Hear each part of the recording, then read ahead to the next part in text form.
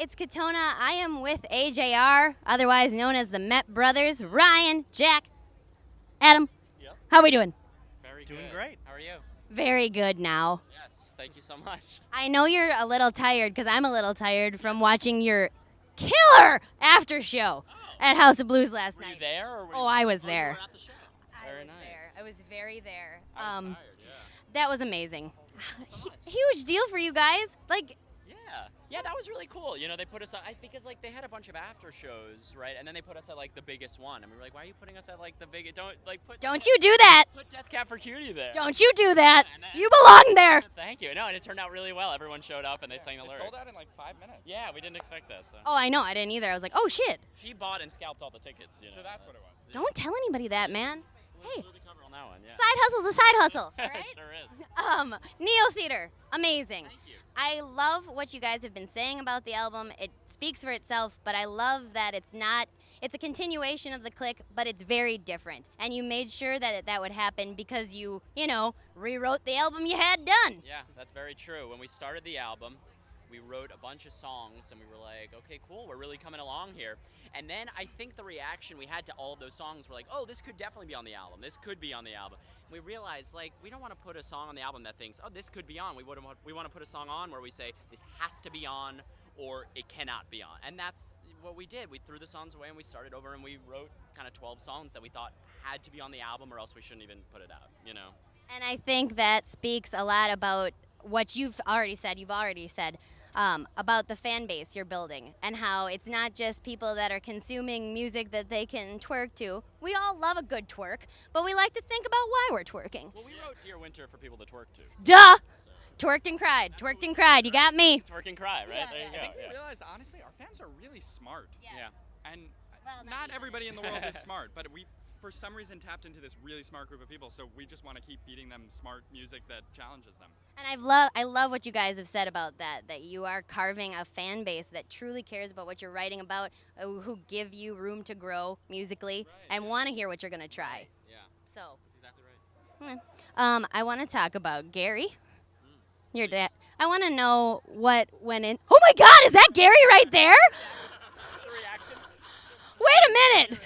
Hold on, everybody. Gary's here. Do you get the weak hat that he's wearing? Do you see that? I can't even do it. I feel more starstruck from Gary right now. I don't want to be insulting, but Gary is here. We're starstruck too. How did you convince him to record that voice track? Oh, the voiceover? That's beautiful. Did we convince you? How open was he to doing that? It took him so many takes. He's not a good voice actor, so we had to do it many, Oh, many times. she's talking about when you did the voiceover for the show.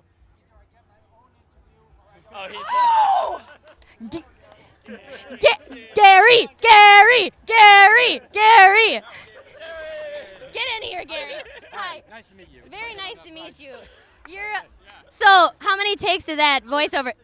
40. He literally took Yes. 40 takes. And they laughed hysterically for 39 of them, and they finally said, that's it, we're done. How much convincing for the swear word, or was that all you? You weren't really into it.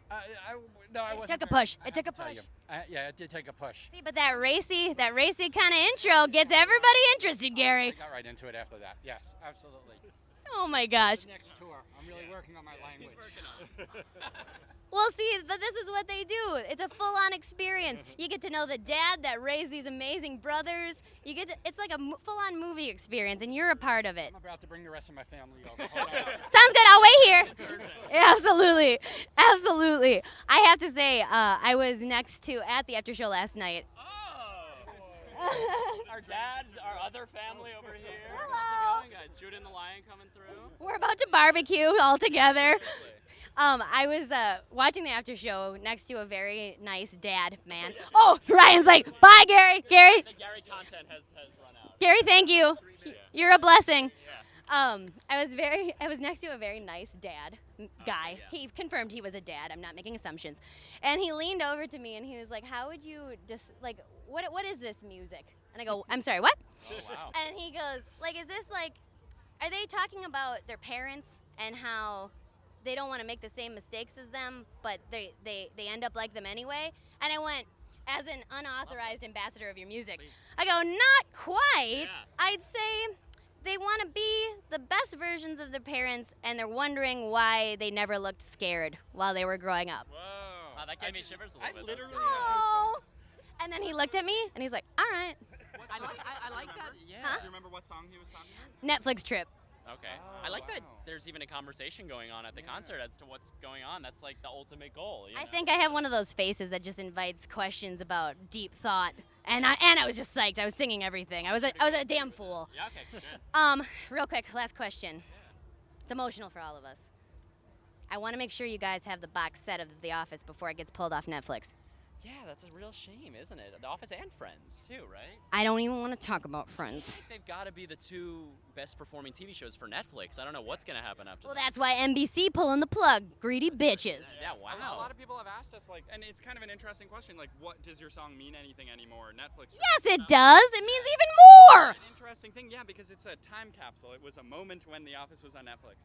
We still watch movies where they use rotary phones because it's a timeless movie. Yep. And so, I don't know, we read a lot about specific things that may turn dated, but it's like a snapshot of that moment in time. Absolutely. So just make sure you guys scoop up the DVD set when it's on clearance, okay? I'm looking out for myself. I'm looking out for you. Then we'll buy a DVD player so we can play